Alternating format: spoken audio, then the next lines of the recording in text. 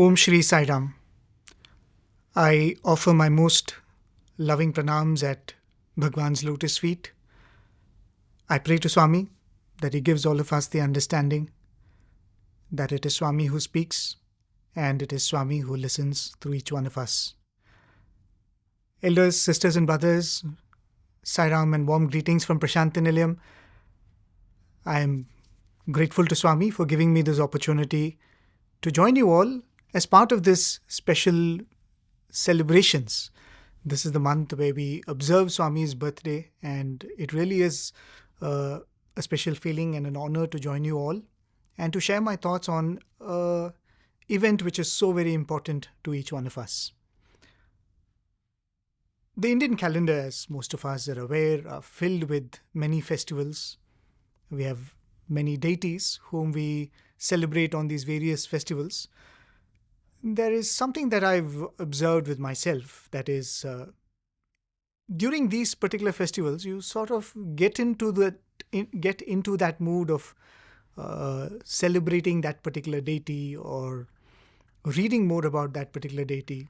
If it's Ganesh Chaturthi times, I see that I myself am interested in listening to, say, some Ganesha songs, or when it's Shivratri, you tend to be drawn towards reading something about that form of divinity. This is a nature of the mind where the mind tends to contemplate on certain things based on association, right? Time and space and the inputs that the senses receive, like smell, sound, sight. And you would find that in Sanatana Dharma, this particular nature of the mind, to be able to think of certain things with association or in association with these inputs from outside, are used. And that's precisely why you have this tradition of lighting an agarbatti, because that smell brings your mind to the presence that you are in, or the ringing of the bell, because that sound is associated with you standing before a deity and being in a certain mindset.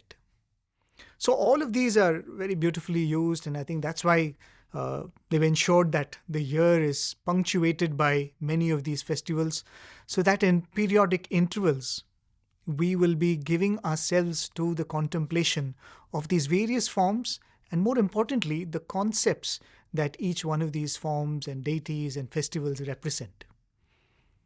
So here we are during the birthday celebrations.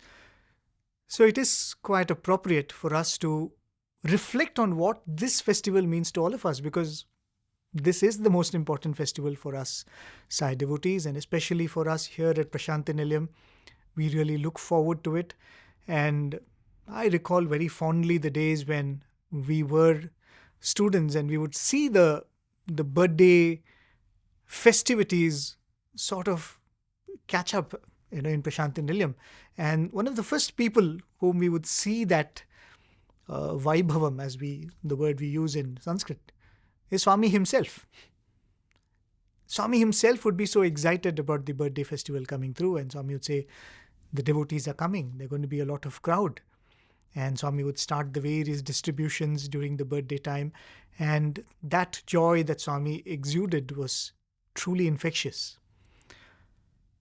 So this being that beautiful birthday time, I think it is quite appropriate for us to reflect on what this festival really means to us.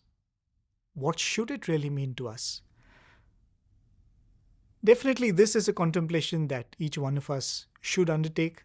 And I would like to think that it is a very personal reflection that each one of us have to give ourselves to.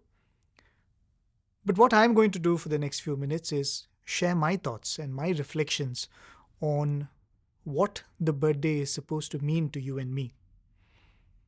And I'm just going to think aloud, hoping that these thoughts in some way will be useful and helpful to you listeners as well. The question comes down to, why did he take an advent? Why did the Supreme Lord choose to come down in a human form? What is the purpose behind that advent? Each one of us had a certain purpose in coming to Swami. I came to Swami because at a point in time I needed that education that Swami was giving. There were many devotees who were drawn to Swami because they had themselves or relatives in the family going through health crisis. I've even come across devotees who first came to Swami to help them get a promotion, to stop an unpleasant transfer in their job. So they had many, many purposes with which they would come to Swami. Those of us who become mature as devotees, we probably outgrow that purpose. But the most important thing is, what is the purpose he had in coming into our lives? And the question is, are we maturing towards that purpose? That one day, the purpose of having Swami in our lives aligns with the purpose he had in coming into our lives. So what then is the purpose for him to come into our lives? I'm going to start by remembering a very beautiful episode that was narrated by a former student of Swami. Those were the days when Swami used to spend a lot of time standing in the portico, or sometimes very casually he would walk into the bhajan hall and the students would be seated there and Swami would either stand there or sit on the throne and start a conversation. One can only imagine how many hours Swami would have stood in all of these places tirelessly imparting wisdom to those young children over there, whether or not we were in a mindset and a frame of mind to receive that wisdom. So this fine day that this student narrated to us about, Swami walks into the bhajan hall and Swami starts talking to them, and Swami asks a question which not many of them thought Swami would ever ask. Swami made a reference to a historic personality. Swami asked, "Do you know Wordsworth?" Right? Swami asked, "Do you know Wordsworth?" And the boys said, "Yes, Swami, we've studied about him. William Wordsworth, the famous, legendary English poet. We all have studied his poems in school and college. He's a great poet." And Swami said, "He's not a poet, or he's not just a poet." Swami said, "He is a great Advaitin." This was surprising to the students there because they had read his literary works, but none of them ever thought of him as a spiritual person or an Advaitin, as Swami was saying he was one. So they were surprised. They said, "William Wordsworth, an Advaitin?" Then Swami said, "I will explain.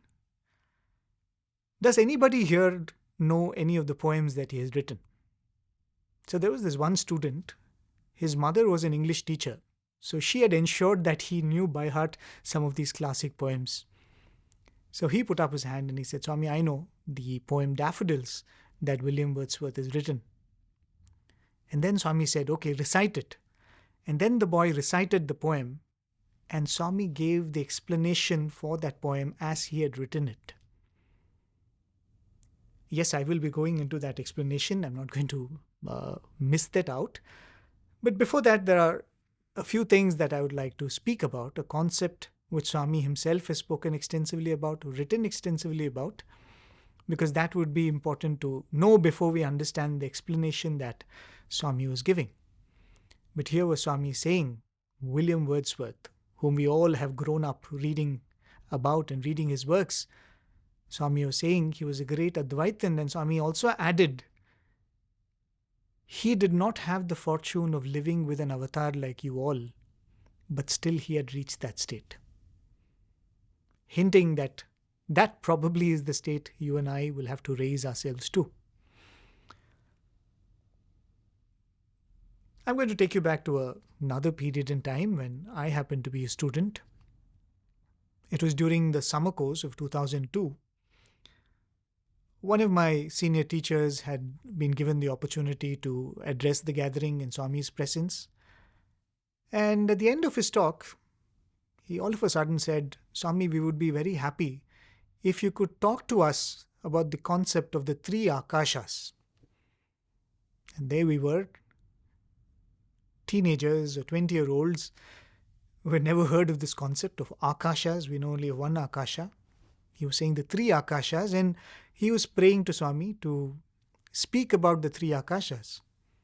And when Swami rose to give his discourse after his speech, Swami actually spoke about these three akashas: the bhutakasha, the chittakasha, and the chidakasha.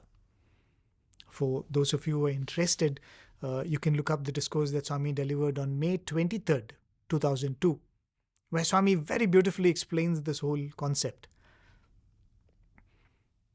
Seated there as one of the listeners, to be honest, I did not make any sense of what Swami delivered that day, because we were not mentally prepared to understand what Swami was saying. I wouldn't claim that I understand all of what Swami said today, but certainly I can say that there is better understanding of that today than I had that day. So I'm going to share my understanding with all of you. And remember, this is a precursor to the William Wordsworth story. So what are these three akashas? Swami explains in that discourse, Bhutakasha is the phenomenal world. Everything that you see in the world, the mountains, the rivers, the sky, the stars, the various animals and creatures, animate, inanimate, the entire cosmos with this millions of galaxies. Swami said that all of this constitute the Bhutakasha, that which is seen as well as that which is unseen. Because you look up into the night sky, you see millions of stars, but there are billions more that we don't see. Swami said all of that is covered in what you refer to as the Bhutakasha. It is the world that we interact with, it is the world that we live in, it is the world from which we draw all our inputs. Then Swami says there is the Chittakasha, which literally is the mind sky or the inner sky. And Swami explained that truly speaking, whatever you experience, whatever you perceive, is actually only in the mind's eye. Swami says that you go into a beautiful countryside and you see mountains and rivers and trees. You see a massive mountain, which probably is a few thousand feet tall, but you close your eyes and you can see the same mountain, the mighty mountain, in your own mind. And that shows that actually what you see is a reflection of the Bhutakasha in this Chittakasha, the inner sky. And every experience that we undergo, be it sight, sound, hearing, emotions, fear, desire, everything is in this inner sky of the mind, the Chit Akasha. And then Swami speaks of the third Akasha. He says it is Chidakasha. And the Chidakasha is that supreme which forms the foundation for all of this. It not only is the foundation, but it is also the material with which all of this is made. A very beautiful explanation that I came across once is, everything that you see is like a pot, and that divine principle is like the clay. And if you really look at a pot and see its relationship to the clay, a pot is nothing but a name-form interval in that eternal clay. For a very brief period, the clay takes the name and form of a pot, but it never ceases to be clay. Similarly, all of what you see in the phenomenal world is nothing but that Chidakasha in a particular name and form that stays in that name and form for a very brief time. And that Chidakasha, Swami said, is the Atman within, is that Paramatma, as well as that aspect of divinity which is so supreme, as we would say, Para, which is beyond, that we will never be able to cognize it with the minds that we have today. That is why there is this beautiful statement in the Purusha Suktam, which most of us will be familiar with Etavan Nasya Mahima. It says, Ato Jaya Gascha Purushaha, which means All that you see is nothing but His glory. All that is perceived is His mahima, His glory. And He is more than all of this. Pado asya vishwa bhutani tripadasya amritam divi. Which means 1/4 of His glory becomes this manifest world, which is so massive, right? The cosmologists will tell you that the mind does not have the capacity to even comprehend the magnitude of this cosmos, this physical universe. Then one can imagine that if all of this is just 1/4 of His brilliance, 1/4 of His magnificence, what His true nature and true form is. The Vedas say that you can't even imagine that. So probably we shouldn't try. But that is the Chidakasha, that which is so supreme that one part of it becomes all of this as we see today. So that is the relationship between the Bhutakasha, the world in front of us, the Chittakasha, the Akasha of my mind, the sky of my inner eye, and then the Chidakasha, which is actually my true reality, the reality of each one of us. Why is this concept very important? The whole of the concept of illusion, the concept of duality, the concept of when you say that we are all under the illusion that we are an individual entity, and the whole spiritual journey is about to dissolve that individuality. It is said that the world is unreal, but today the world in my mind is real. It is like looking at a mirage, right? One of the classic examples that Vedanta always resorts to. There is no water there. It appears like a water, but it is a water in my mind. And till I dismiss it as a mirage, in my Chittakasha, it is always water. So in this life that we are leading, we interact with so many people, so many objects around us, so many experiences. But what really matters is what we think of that to be. Now coming back to that day when Swami all of a sudden asked about William Wordsworth, and this student started reciting that poem. Unlike that student, I don't know the poem by heart, so I'm going to use my notes to read out that few lines, or rather all the lines of that poem.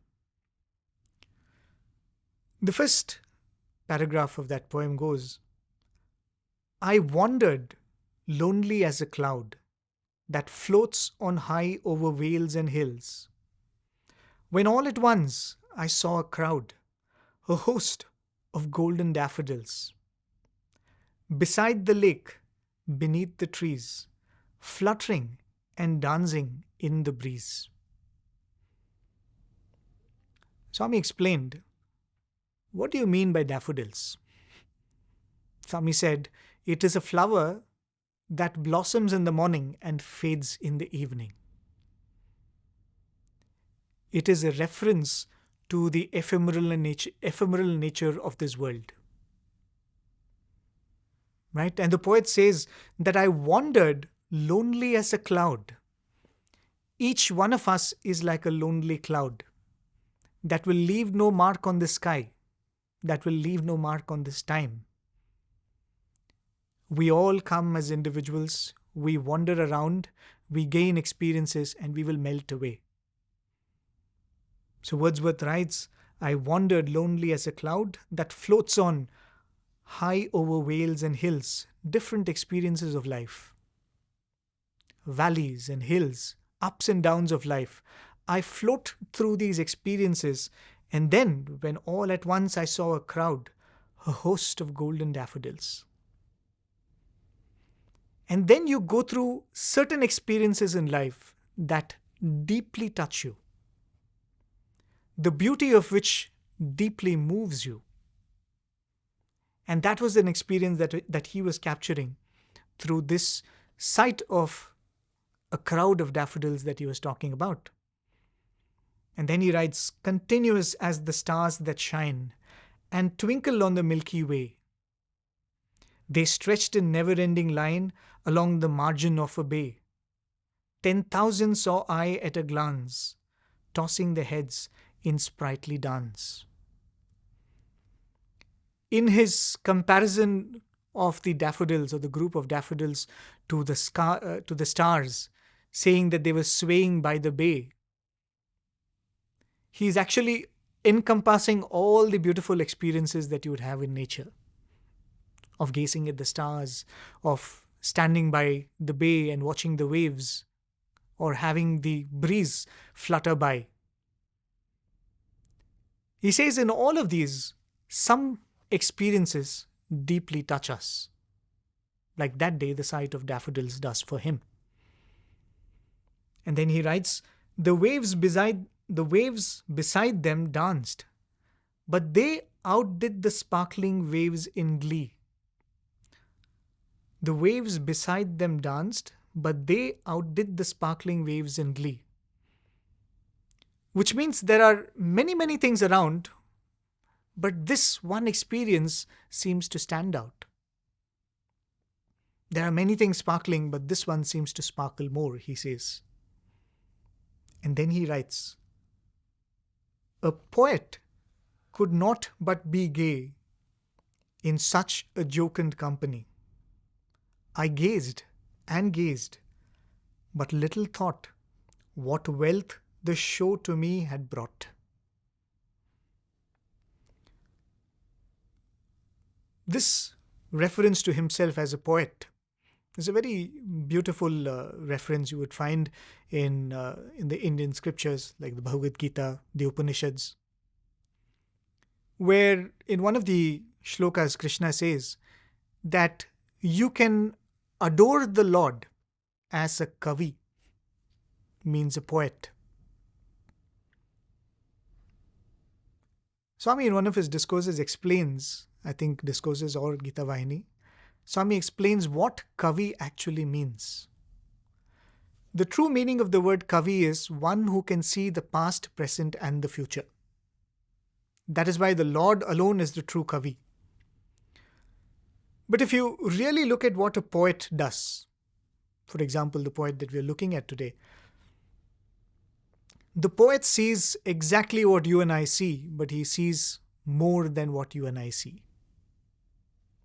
A poet experiences what all experience, but what he draws from that experience is far more profound than what a normal eye or a normal mind draws. So he says that a poet could not be but gay.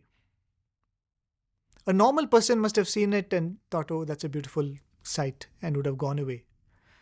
But if you're a poet, if you're a kavi, which means if your mind is so mature that you're able to see the connection in the various experiences that one goes through of the past, present and future, a sight such as this will kindle something very, very deeply in your heart.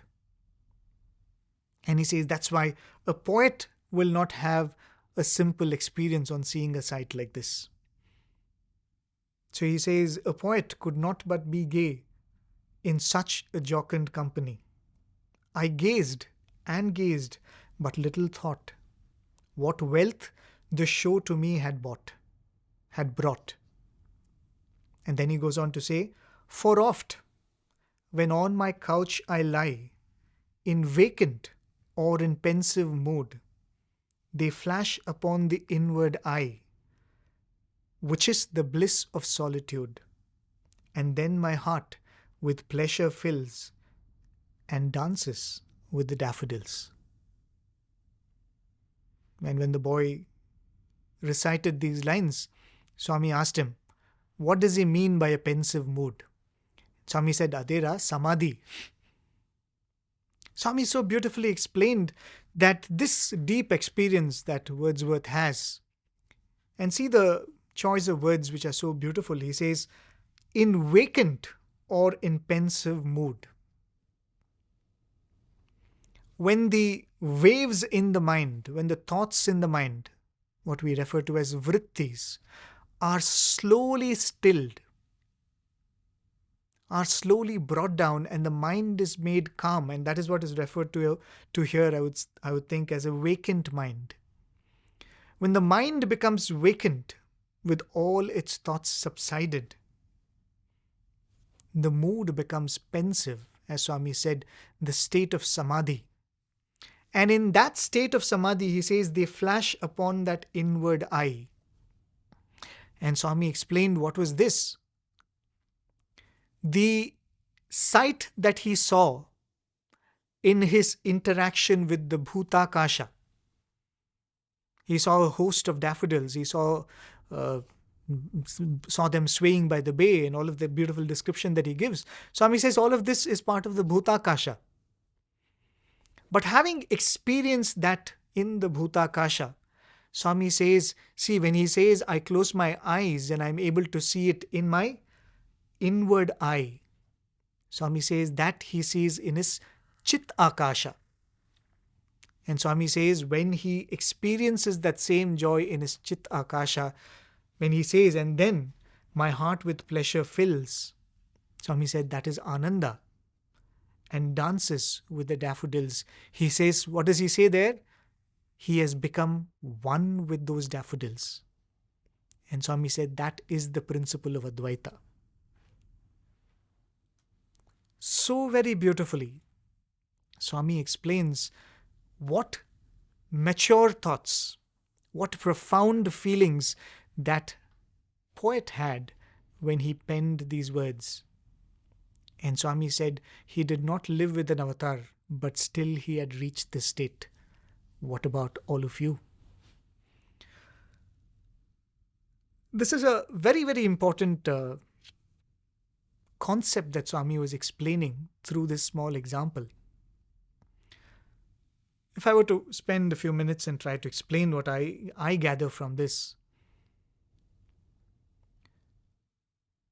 much of what we experience in life, as I said, is based on how we look at it, what we perceive it as. We all have been going on in our life, and as Swami was explaining about this poet, when he is able to see the true beauty, which is nothing but divinity itself, Swami would say that true andam will give anandam. In one of his discourses, he beautifully says, true andam, which is true beauty, will give you anandam. And in fact, Swami very beautifully quotes the words of another English poet, Keats. He says, a thing of beauty is a joy forever. Swami says that line in English, and Swami says, because something which is very beautiful will give you joy. But in this phenomenal world, every beauty is actually short-lived. There is only one beauty that is eternal, and that is divinity. Which means if you want eternal Ananda, you should be drawn to that which is eternally beautiful. And that is the Lord alone. So the poet was someone who was in touch with that divine feeling within, and this beautiful experience outside only allowed him to draw that divine feeling from within. If I were to look at myself, look at my journey in life, and which I would think is very similar to most of yours, we were so lost in this world. We tried to find happiness in objects, in people, in relationships, in achievements. We were searching for our bliss and peace in this Bhutakasha. While all the while, that Chidakasha, that divinity was within. But since the mind and the senses were always turned outward, we never had the opportunity to discover him within. And the Lord, out of his immense love, that embodiment of Chidakasha, right? That's why we say Chidananda Rupam Shivoham Shivoham. He is Chidananda Rupam. He is that Chidakasha embodied. Out of his immense love and compassion, that Chidakasha Swarupa comes into the Bhutakasha. And that is what we refer to as a divine advent, an avatar. He comes into the world we are lost in. He comes into the world that distracts us. He comes into the world through which we seek our happiness. And he comes in a form that is so beautiful, so endearing, with a personality which is so attractive, with selflessness which is so magnetic, with love which draws us. And we, being lost in this world, we find him in the Bhutakasha that we are lost in. It was not that he was never there, right? A lot of people tend to say that after 2011, Swami has become universal. It could not be a more ridiculous statement than that. He did not come he did not come in 1926. He did not go in 2011. He always is. But the coming and going was for a certain purpose, so that we will be able to recognize his presence. There was this beautiful episode that one of the old students was once narrating. He joined as a student in Swami's Vrindavan campus, and he was narrating how the whole admission came about. For some reason, he was going through tough times when he was completing his schooling, and he had done pretty badly towards the end of his school years, 11th and 12th. And he wasn't getting admission in any of the colleges in his city. He tried in a lot of places, everything got rejected. That's how we usually start. We start with the best courses, engineering, medicine. That doesn't work out. Then you try for some other courses. Then you say that, okay, let me get anything that I am able to get a chance to study.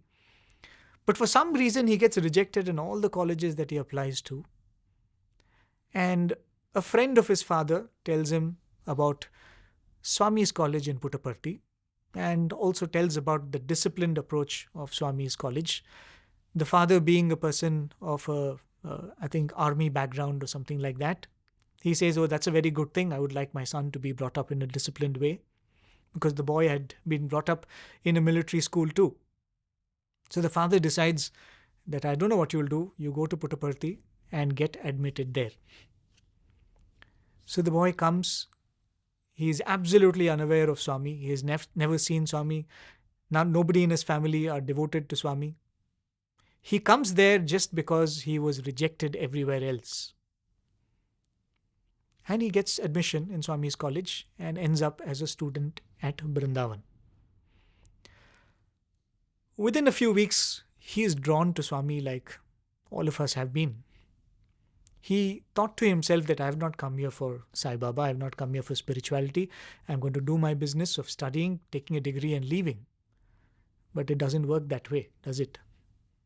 Within a few weeks, he was running along with everybody else to get a spot close to Swami. He, along with everyone, was pining for Swami to look at him, speak to him. But in the course of all of this, he would always think to himself that, Swami, I am here by accident. Because he would look around and he would find all of his classmates who were all so devoted to Swami, who came from families, their grandparents were devoted to Swami. Some of them came in the 1950s and 60s. And here was this boy, he said, I didn't know you, Swami. I just come here for my education. And I just seem to have got lucky. I didn't know you, you didn't know me. But I'm happy that I'm here and I'm happy I found you. So he stays in Vrindavan for 3 years, many interactions with Swami. Swami blesses him. He has some health problems. Swami cures him. So every time something happens, he says, I'm lucky, right? This was all not meant to be, but all because I somehow landed up here, and this is how Swami has saved me. Towards the end of his education, Swami calls him for an interview, and Swami starts asking him about his future plans and all of that. And all of a sudden, Swami starts relating to him an episode from his own childhood. This boy, as I said, comes from a military school. He was in a boarding school. And it came to a point where he was not able to deal with such strictness. He was under a lot of pressure. He felt emotionally very unstable at that point. And he says that going home for vacation would not give him any relief because the strictness continued pretty much the same level, or probably a few notches higher at home, because his father was a disciplinarian too. So he was saying that as a young boy, probably in his 7th grade or something, he was boarding a train to go home for summer vacations. And this boy was so disturbed that he decided that he will get down from the train in some unknown station and go away and not go back home. So he had decided this, he had planned it for himself. So he gets into the train, and at one random station, he ensured that he doesn't know what station it is and nobody there would probably recognize him. He started dragging his suitcase out and he came towards the entrance. And there at the entrance, there was an elderly man who looked at him and said, "Where are you going?" And he could not, of course, tell the plan that he was having. So he was just hesitant to say anything. And the old man said, "No, don't go out. Go inside." And ensured that he goes back inside. He carried the luggage, put it back where he pulled it from, and made the boy go and sit in his place. And sat there till he fell asleep. And when the boy woke up, it was the station where he had to get down, his home city. And the man was nowhere to be seen. And he went back home. Swami narrates this whole episode, which happened probably 8 years ago.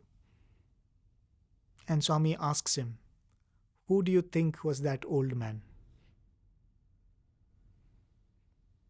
Do you think I know you only after you came to my college?" And Swami repeated, I think, a couple of more episodes like this when he tried to do silly things to himself. And Swami asked, giving the full description of that event, Swami asked, "Who do you think stopped you?" Imagine we think that grace comes to us after we have known Swami. The truth is, we start recognizing grace after we come to Swami. We look at our own lives. We look at the various events that take place in this life, and then we start recognizing glimpses of His presence and His grace in these events. And I think that is the greatest blessing that Swami has come to give.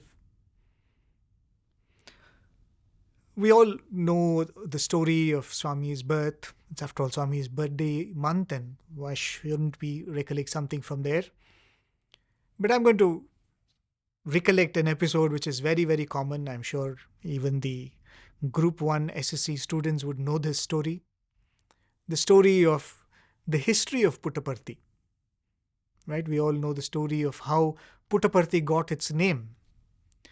The name of this place was Gollapalli, right? Swami would himself narrate this, and it's written in Satyam Shivam Sundaram. It was a very prosperous town, right? Lot of pastures. It was green, copious rain, and the place was famous for milk because there were a lot of cowherds and a lot of cattle which were raised in this area. And that's why the name Gollapalli, reference to the Gokul of yesteryears, where Lord Krishna was a young child. So it was called Gollapalli, and lot of cattle and lot of milk and lot of prosperity. The story goes that there was one cowherd who had a cow which would go out to the pastures and would return with an empty udder. Right? And then he decides to follow the cow, find why this is happening. And then he sees a sight which was absolutely unnatural. He sees that this cow goes and stands above an anthill, and a snake rises from the anthill and drinks milk straight from the cow's udder. And this man is enraged. He takes a stone, he kills that snake by throwing that stone at that snake. And then it seems that the dying snake spells a curse that all prosperity will be taken away from this land. And that is how the whole land becomes barren and is filled with anthills. And it gets the name Puttaparthi, which becomes Puttaparthi, which means a land where there are plenty of anthills.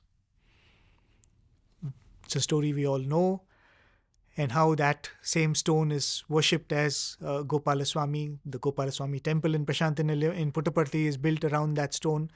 Those stories, legends of Prashantinilayam, which we all are aware. But just take a moment to look at this whole story.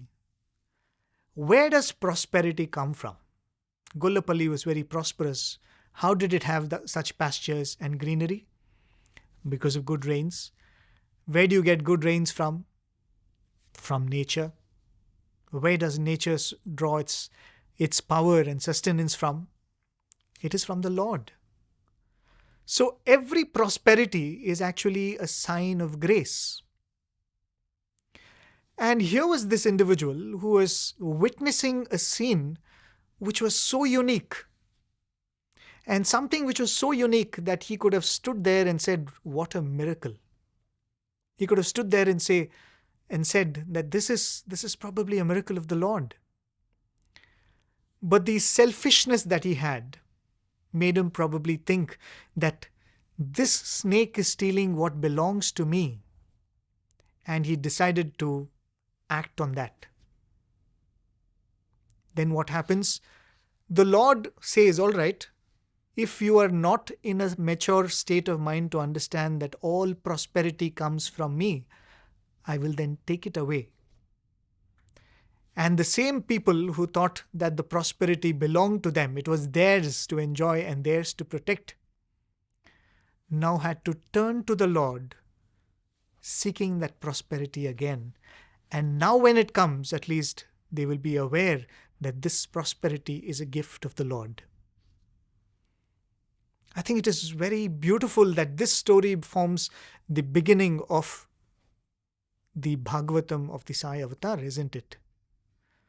Because we all are leading lives, and our lives are filled with moments of grace, gifts of grace, which we have not acknowledged as such. There is a beautiful concept in the Bhagavad Gita about a word which is very familiar to all of us, which we all know a lot about, especially Sai devotees. The word is Vibhuti. When we say Vibhuti, the first thing that comes to our mind is the sacred ash that Swami would materialize and give all of us, or the sacred ash that you can still procure from Prashantinilayam, many centers around the world. But the Vibhuti, the word Vibhuti actually refers to a concept. What is that Vibhuti? The word Vibhu means the Lord, the Supreme, right? It actually means the one who is supreme. And that is why it is used for the Lord, Vibhu. Vibhuti is that through which the presence of the Lord can be recognized. Vibhuti is a manifestation of the glory of the glorious Lord. If I were to give you an example, when the sun's rays hit your face, you know the sun has risen. You don't have to go out and see the sun. Right? You know that the sun has risen the moment the room lightens up. The sun's rays is the Vibhuti, the sun is the Vibhu. The sun does not personally come and benefit us, but the sun's rays nourish the plants nourish us. The grace of the sun comes to us through that Vibhuti, which is the sun's rays. The sun does not have to travel to the earth for that, isn't it? Similarly, Vibhuti is a concept which means that what are the various things which when you look at can remind you of the Lord. And in the chapter which is called Vibhuti Yoga in the Bhagavad Gita, Krishna explains this. He says, look around, see how many Vibhutis are there. You see a beautiful lake, it is a Vibhuti of the Lord. You look up and see the beautiful moon, it is a Vibhuti of the Lord. You see a person who is extremely talented, that talent is a Vibhuti of the Lord. You see a child being born, a miracle of life, it is a Vibhuti of the Lord. There are these various events that happen around us which remind us that this is actually an expression of the glory of that Lord. Interestingly, the word which is pretty much like an antonym for Vibhuti is Anubhuti. Right? Anubhuti means an experience. Anu means it's a fraction or it's an individual entity. Right? So what it means is if I'm going through an experience in life, let us say that I am appreciated for a talent that I have. And if I were to claim that talent as my own, that praise just becomes an anubhuti. Right? I will use that to enhance this individuality, to make this separateness even more profound. But if I were to look at that talent as a vibhuti of the Lord, that talent will remind me of God, isn't it? That is the difference between anubhuti and vibhuti. Going back to that story of that student, now when one episode in his life was revealed to him as a moment when Swami's grace was shining through, will he not look back at the various events in his life and say that, oh, these were all the times when Swami's grace was shining through? If he were to experience anything similar to that again, will he not say that this is Swami's grace? And that is what is taught through this. Swami says, look around. Anything beautiful, anything glorious, anything that fills you with joy, look at it and say, this is a vibhuti of my Lord. This is a manifestation of His presence. Look at a person who is very, very beautiful. This is a vibhuti of the Lord. Look at someone who is probably a fantastic athlete.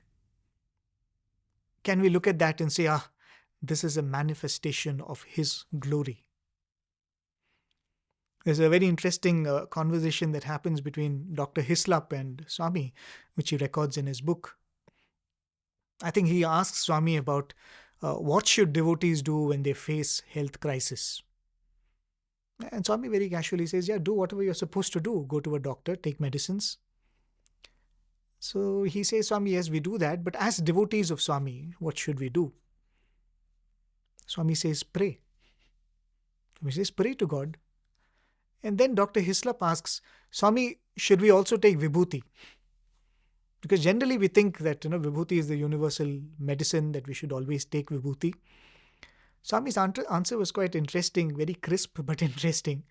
Swami said, vibhuti is optional, but prayer is must. I thought it was a very interesting thing because the role of vibhuti is to create that prayer in the mind. Prayer is nothing but you communing with the Lord, isn't it? When you receive an object as prasadam, as vibhuti, it creates that auspicious vritti or thought in the mind.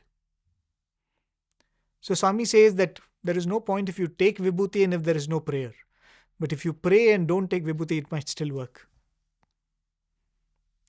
Right? So this whole grand blessing that Swami has given us of making an advent not into this world, but into your and my loka. Right? That is why it is called Salokyam. He has come into my world. He has come into my bhutakasha, and now he has entered my chittakasha. Now when I go through this life and its various experiences, how many experiences, how many sights, will now remind me of him. That is, how many moments of vacant solitude will in my inner ear make him manifest. That advent is in our control, isn't it? Every experience that we have, can we look at it and say, this is Swami showing his presence. Of course, Swami does say at the end of it, in the Bhagavad Gita, he says, you start by looking at everything that gives you joy. Something beautiful happens to you. You win a lottery, or you don't think that you've done well in an exam, but the results are good. Various experiences like this, right? Or sometimes you would have just missed a bus and you managed to get it, and you say, Swami's grace. You look at everything that happy happens. You're very, very thirsty. You're very hungry. Somebody offers you a drink or water or food. Then you immediately think of Swami. You say, thank you, Swami. Why? Look at your own body and look at all the good things that are happening there. I'm seated here. Thoughts are forming in my mind. So easily they're being translated into word, and I'm able to express them. Isn't that a glory of the Lord? Isn't that a vibhuti of the Lord? You are sitting there and these words are reaching your ears, and having reached there, they are creating the right thoughts in your mind. Isn't this whole process a glory of the Lord? So look at everything from good health to a miraculous cure, to a miraculous save in an accident, to a beautiful valley, to a lovely mountain, to a beautiful scenery, to the night sky. Everything, let it remind us of the Lord. Swami says, slowly you will start seeing even the unpleasant as the vibhuti of the Lord.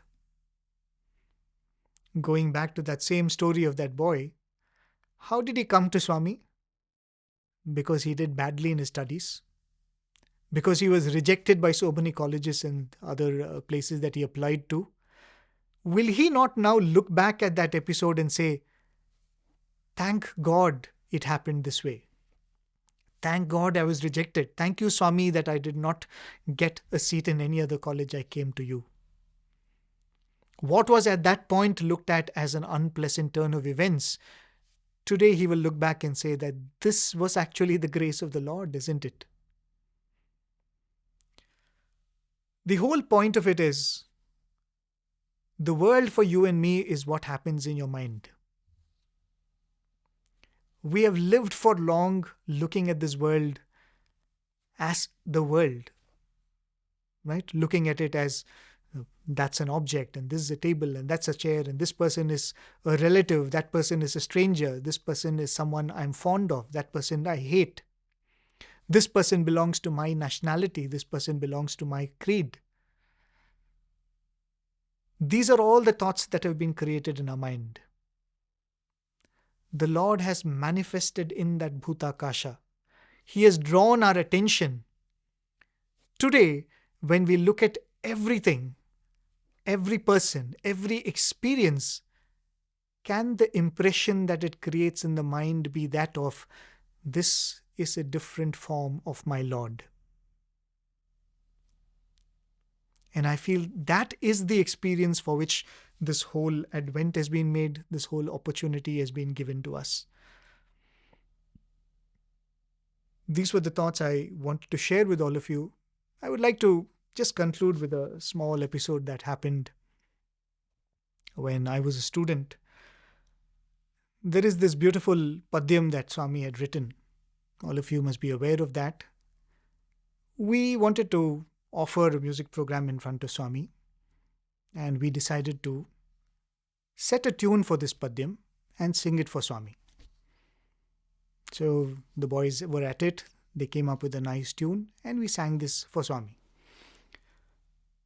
The song goes, and as I said, most of you may be aware of it. The song was, Ananda Balude, Ananda Baludai, Tanavari Gurtimpa Tarali Vache. Swami had composed it so beautifully. He said, Ananda Balude, that son of Nanda has come as Ananda Bala, as the child of happiness, of bliss. Ananda Balude, Ananda Baludai Tanavari Gurtimpa Tarali Vache. He has come to recognize those that he claims as his own. The second line goes, Aramachandrude, Aramachandrude, Tana Gumputo Adukonaga, Tana Bantulanu Kanugonavache. Bantus are those who serve him. And Swami writes, Ramachandra, that Lord Ramachandra has come as Ramachandra, which means he has come leisurely. He is in no hurry. He is ready to be patient with each one of us.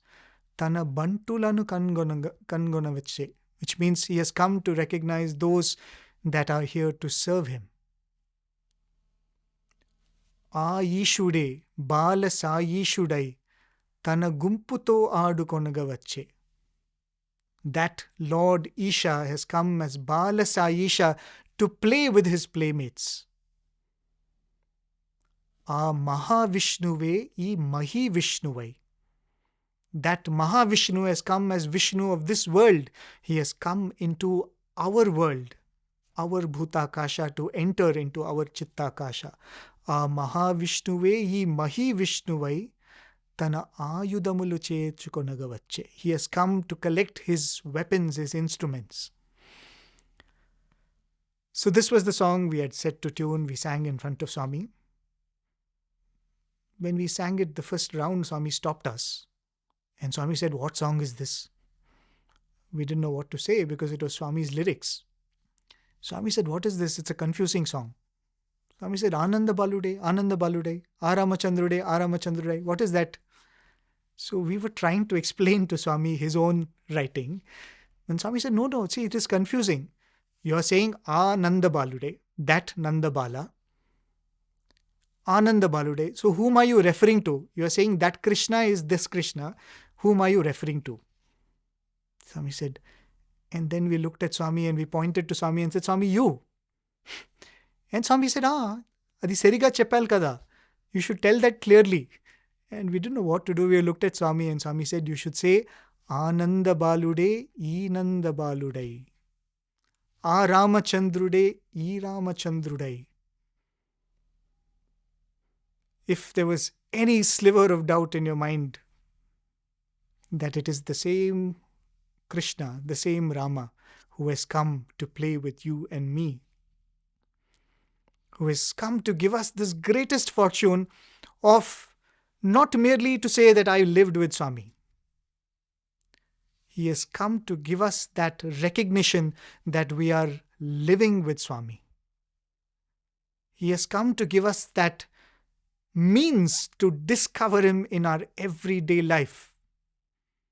And I think that is when, as Swami said, in vacant or in pensive mood, they flash upon the inward eye, which is the bliss of solitude. As this mind starts becoming still and still, as we withdraw into that solitude, which means the multiplicity starts melting away and only the solitude of his presence remains, and only that alone is in the mind's eye. That is when this individuality will dissolve into that Chidakasha, which he is. And it is that greatest blessing that Swami has given us, has come to give us. And this birthday season, or whenever we are celebrating Swami's birthday, let us remember that this is the blessing the Advent has brought upon us, and it is in reaching this blessing and making it our own in which we will be making full utilization of the purpose for his advent in our lives. With these thoughts, I most humbly offer this at Bhagawan's lotus feet, and I express my immense gratitude on behalf of all of us to him for considering it worthy enough to come into our lives. And with the prayer that, Swami, we will make this life worthwhile by making you our all, by making every experience nothing but a reminder of your presence in our lives. Thank you for very, very patient listening. Jai Sai Ram.